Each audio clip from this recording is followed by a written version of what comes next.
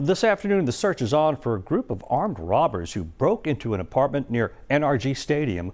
Police say the man in that apartment fought back, killing one of the robbers. Let me ask you a question.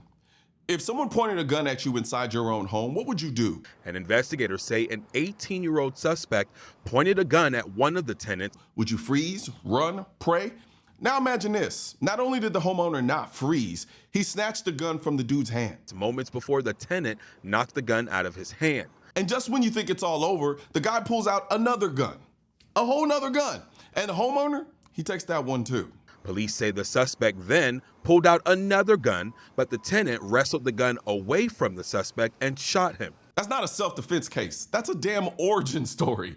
This man didn't just protect himself, he dismantled this dude's whole criminal career. People keep saying you don't need a gun, that if you own one, a criminal's just gonna take it and use it against you. Well, in this case, he took their gun twice. And here's the wild part. I'm not even sure he used his own gun. From the way this story plays out, it sounds like the only guns involved were the ones he took from them. He was dead at the scene. Police say the other two suspects took off running, and fortunately, the people who were inside the apartment at the time of the incident weren't hurt. 2 guns, 1 criminal, 0 survival instinct. And something tells me this wasn't this homeowner's first time thinking about how to handle a situation like this. Investigators with the Houston Police Department say this all happened around 9 o'clock Wednesday night in an apartment off West Ridge Road. Witnesses recall seeing 3 men trying to break into an apartment, one who police say was masked and knocking on the front door, while the other 2 tried forcing their way in through a window. There were 2 people inside the home at the time who called police, and investigators say an 18-year-old suspect pointed a gun at one of the tenants moments before the tenant knocked the gun out of his hand. Police say the suspect then pulled out another gun, but the tenant wrestled the gun away from the suspect and shot him. He was dead at the scene. Police say the other 2 suspects took off running, and fortunately, the people who were inside the apartment at the time of the incident weren't hurt. We're not sure if this was targeted or not. At this point, it appears to be an attempted burglary that turned into a home invasion once they realized that the person was inside. I'm sorry, how do you bring 2 guns to a robbery and still manage to lose both of them to the person you're trying to rob? At this point, bro, hang it up. I mean, I know you're dead already, but let's say you did survive. Retirement from the life of crime should have been your next move immediately, because there's no bouncing back from this level of failure. There's 3 of y'all. One dude knocks at the front door, and the other 2 are trying to crawl in through a window like it's Home Alone. And somehow the person inside the apartment, who was just living their life, ends up snatching not 1, but 2 guns off of you, and then uses one of them to shoot you. That is the most poetic example of criminal incompetence I have ever seen in my life. And you gotta ask, what were the other 2 guys doing during all of this? What, were they filming TikToks? Were they looking up what to do when your homeboy gets disarmed? Because the second he lost the first gun, the rest of the crew should have either helped him or dipped. But no, he pulls out a second one and loses that one too. Now here's the thing, this next part is important.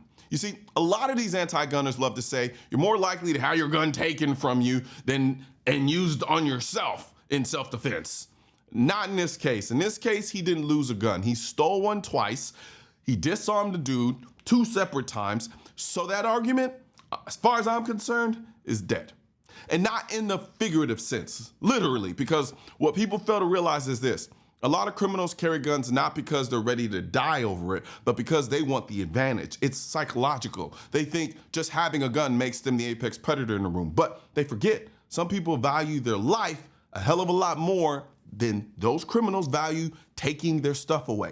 And when push comes to shove, they'll take the gun from you and make you regret ever pulling it. That said, there's something interesting about this story that stood out to me. There's no way you're gonna convince me that this man doesn't already own a gun, because nobody, and I mean nobody, goes toe-to-toe with an armed criminal twice, disarms him both times, and then shoots him with his own gun unless they've already been about that life, which tells me one of 2 things happened.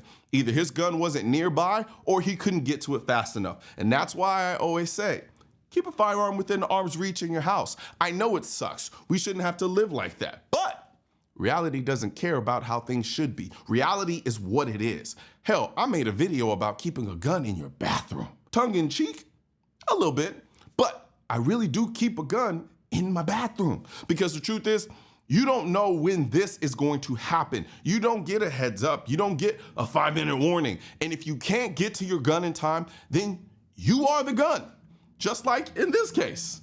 Also, and this might not be popular, but if you're able to, I really highly recommend learning some form of fighting skill, grappling, striking, wrestling, something.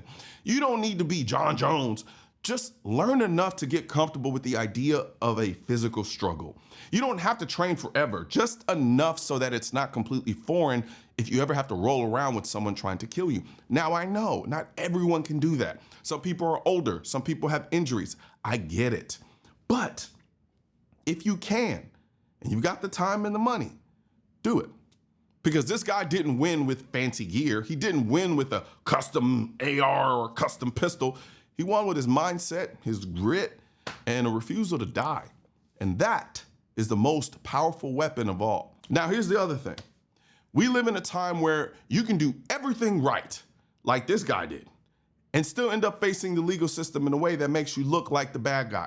According to the Harris County District Attorney's Office, this case will now be reviewed by a grand jury. That's just the world we live in. That's why USCCA is a sponsor of this channel, because they understand that defending your life is just the beginning. The next step is the legal one. And what I really like about USCCA is how comprehensive their membership is. It's not just about a legal defense. It's about training, education. It's a mindset. It's everything you need before, during, and after a self-defense situation. And look, USCCA isn't the only game in town. There were other options out there, but I'll say this, I'd rather you go with something than nothing, because once that trigger gets pulled, everything changes. And the worst time to figure out what to do next is after the fact.